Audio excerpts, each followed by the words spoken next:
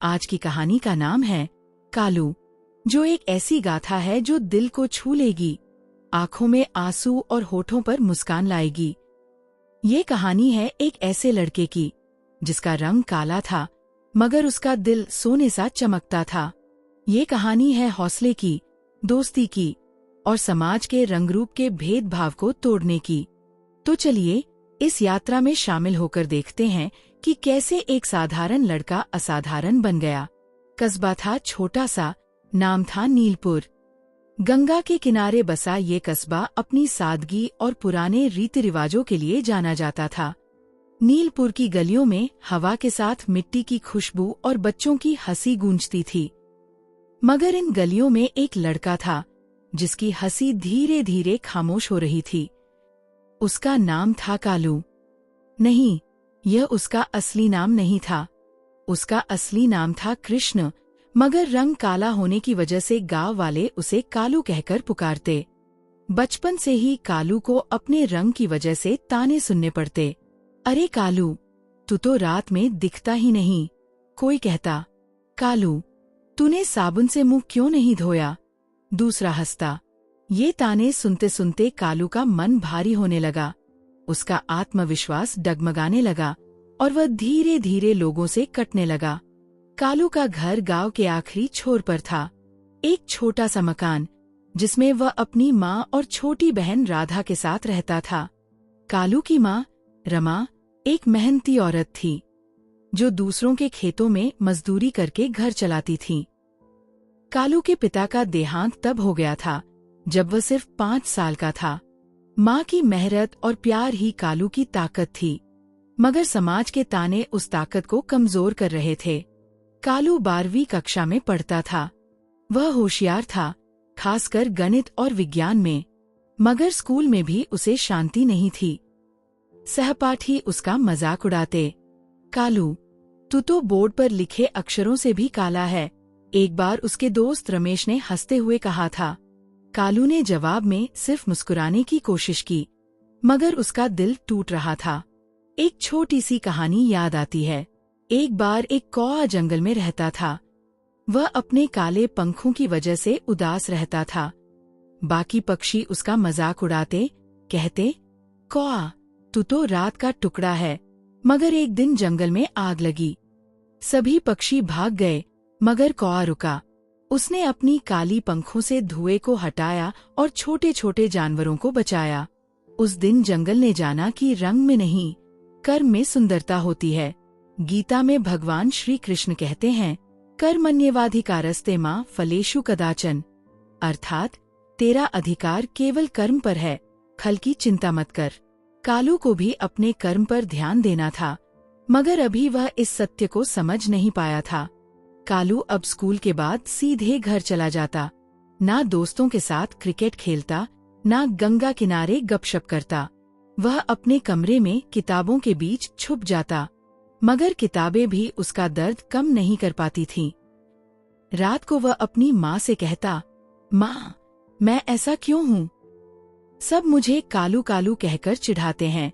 रमा अपने बेटे को गले लगाकर कहती, बेटा, तेरा नाम कृष्ण है। भगवान कृष्ण भी तो सांवले थे, फिर भी दुनिया उनकी पूजा करती है। तू अपने मन को मजबूत कर। मगर कालू का मन मानने को तैयार नहीं था। वह सोचता, भगवान कृष्ण तो भगवान थे, मैं तो बस एक साधारण लड़का हूँ। एक दिन नीलपुर में एक नया परिवार आया, सरदार जी का परिवार। सरदार हरजिंदर सिंह, उनकी पत्नी गुरप्रीत कौर और उनका बेटा गुरनाम सिंह। गुरनाम उर्फ गुर्री कालू की ही कक्षा में दाखिल हुआ। गुर्री लंबा, तगड़ा और हमेशा हंसता मुस्कुराता रहता था।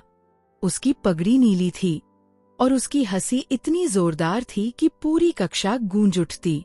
पहले ही दिन गुर्री ने कालू को देखा, जो कक्षा के आखिरी बेंच पर अकेला बैठा था। गुर्री ने अपनी किताबें उठाईं और कालू के पास जाकर बैठ गया। हाय, मैं गुरनाम। तू कौन? उसने पूछा। कालू ने हिचकिचाते हुए कहा, कृष्ण, मगर सब मुझे कालू कहते हैं। गुर्री हंसा। कालू, बड़ा मस्त नाम है। मेरे दादाजी कहते हैं रंग तो बस माया है, असली रंग तो दिल का होता है। कालू को गुर्री की बातें अजीब लगीं। कोई पहली बार उससे इतने प्यार से बात कर रहा था, मगर उसे डर था कि यह दोस्ती भी शायद मजाक बनकर रह जाएगी। अगले दिन स्कूल में रमेश और उसके दोस्तों ने फिर कालू का मजाक उड़ाया। अरे कालू, तू तो कोयले की खान से निकला है, रमेश ने हंसते हुए कहा। कालू का चेहरा लटक गया, मगर तभी गुर्री ने रमेश को टोका, और तू तो दूध की नदी में नहाया है क्या? चल, पहले अपनी शक्ल तो आईने में देख। पूरी कक्षा हंस पड़ी। रमेश खामोश हो गया। कालू को पहली बार लगा कि कोई उसके लिए खड़ा हुआ है। गुर्री और कालू की दोस्ती धीरे धीरे गहरी होने लगी। गुर्री हर दिन कालू को अपने साथ घुमाने ले जाता, कभी गंगा किनारे, कभी बाजार, कभी मंदिर। एक दिन गुर्री ने कालू को अपने घर बुलाया।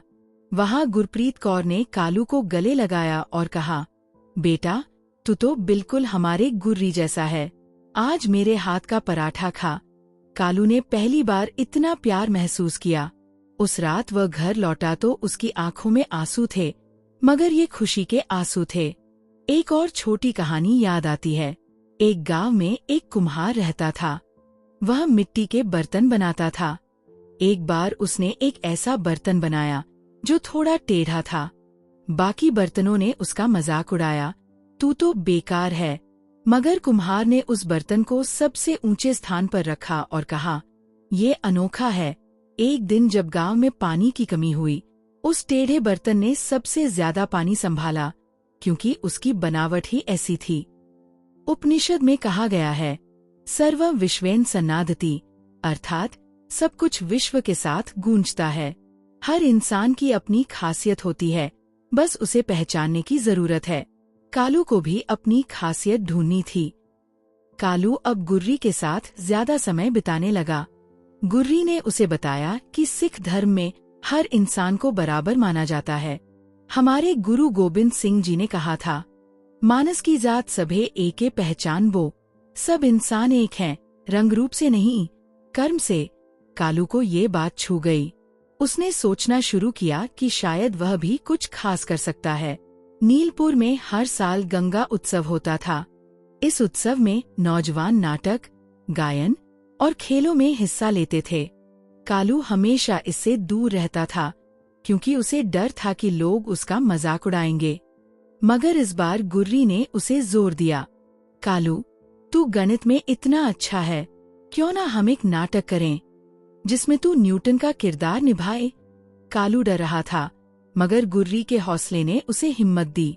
दोनों ने मिलकर एक नाटक तैयार किया, जिसमें न्यूटन के गुरुत्वाकर्षण के सिद्धांत को मजेदार तरीके से दिखाया गया। कालू ने न्यूटन का किरदार निभाया और गुर्री ने एक गांव वाले का, जो न्यूटन से सवाल करता है। उत्सव का दिन आया। मंच पर कालू के हाथ पैर कांप रहे थे। हजारों लोग सामने बैठे थे। उसने सोचा, अब तो सब मेरा मजाक उड़ाएंगे। मगर जैसे ही नाटक शुरू हुआ, कालू अपने किरदार में डूब गया। उसकी आवाज में आत्मविश्वास था और गुर्री के साथ उसकी जुगलबंदी ने दर्शकों को हंसा हंसा कर लोटपोट कर दिया। नाटक खत्म हुआ तो तालियों की गड़गड़ाहट गूंज उठी। कालू को पहली बार लगा कि लोग उसके रंग को नहीं, उसके हुनर को देख रहे हैं। उस रात उत्सव में कालू को सर्वश्रेष्ठ अभिनेता का पुरस्कार मिला। जब वह मंच पर गया तो रमेश और उसके दोस्त भी तालियां बजा रहे थे। कालू की आंखों में आंसू थे। उसने माइक पर कहा, मैं कालू हूँ, मगर मेरा नाम कृष्ण है, और आज मैंने सीखा कि मेरा रंग नहीं, मेरा कर्म मायने रखता है। भीड़ ने फिर तालियां बजाई। कालू अब बदल गया था। वह स्कूल में सबसे आगे रहता। उसने गणित में इतने अच्छे अंक लाए कि उसे शहर के एक बड़े कॉलेज में दाखिला मिला। गुर्री भी उसके साथ था। दोनों ने मिलकर एक छोटा सा क्लब बनाया, जो बच्चों को ये सिखाता था कि रंग, रूप या जाति से कोई फर्क नहीं पड़ता। रामायण में भगवान राम ने कहा था, रघुकुल रीत सदा चली आई, प्राण जाए पर वचन न जाई। कालू ने भी अपने आप से वचन दिया था कि वह कभी अपने रंग को अपनी कमजोरी नहीं बनने देगा। कालू की कहानी यहीं खत्म नहीं होती। वह कॉलेज में एक प्रोफेसर बना। उसने नीलपुर में एक स्कूल खोला जहां गरीब बच्चों को मुफ्त शिक्षा दी जाती थी। गुर्री उसका साथी बना रहा। दोनों ने मिलकर नीलपुर को बदल दिया। लोग अब कालू को कृष्ण सर कहकर बुलाते थे, और हर बार जब कोई बच्चा अपने रंग या रूप की वजह से उदास होता, कालू उसे अपनी कहानी सुनाता। वह कहता, रंग तो बस एक माया है, असली रंग तो तुम्हारे कर्मों का है। यह कहानी हमें सिखाती है कि समाज के ताने हमें तोड़ सकते हैं, मगर अगर हम अपने कर्म और आत्मविश्वास पर भरोसा रखें तो हम दुनिया को बदल सकते हैं। महाभारत में कहा गया है, आत्मवत् सर्वभूतेषु यह पश्यति सः पंडितः, अर्थात जो सभी प्राणियों में अपने आप को देखता है वही सच्चा पंडित है। कालू ने ये सीखा और हमें भी ये सीखना चाहिए। अपनी खासियत को पहचानो, अपने कर्मों को चमकाओ और दुनिया को दिखाओ कि तुम कौन हो। क्या यह कहानी आपके दिल को छू गई? क्या यह आपको सोचने पर मजबूर करती है कि हम अपने आसपास के लोगों को कितना समझते हैं? शायद अगली बार जब आप किसी को रंग, रूप या जाति के आधार पर जज करने की सोचें तो कालू की कहानी याद आए। और शायद आप भी किसी के लिए गुर्री बन जाए, जो किसी की जिंदगी में रंग भर दे।